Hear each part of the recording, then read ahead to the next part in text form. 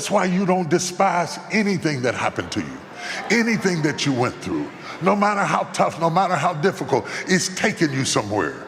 If you got that, I could sit down. If you got that, the very thing that you grieved about, worried about, feel sorry for yourself about, say, why me, Lord? If you understood that that is a conveyor belt that is ushering you into your destiny, that these light afflictions, which are but for a moment, work for us a far more exceeding weight of glory. While we look not at the things that are seen, for the things that are seen are temporal, but the things that are not seen are eternal. I can remember what I can remember, but I can't see what I can't see because it's going to be.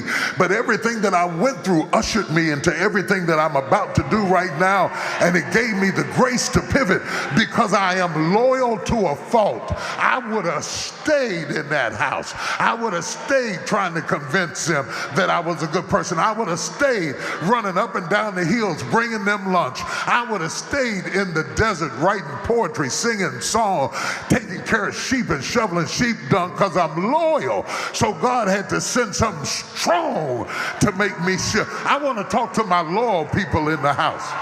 Loyal people get hurt because loyal people expect loyalty.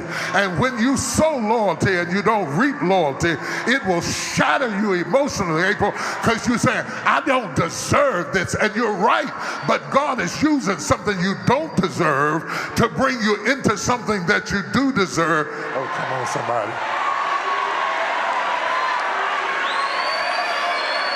Everybody who's ever had their heart broke, been disappointed, cried themselves to sleep, sat up all night worrying about yourself, woke up at 3 o'clock in the morning, walking around in the house by yourself looking dumb, holler, I'm in preparation.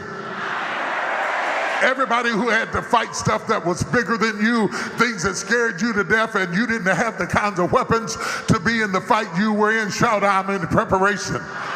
Everybody who's ever been hated on, people been jealous of you while you were just struggling to make it through the best way you could, shout, I'm in preparation.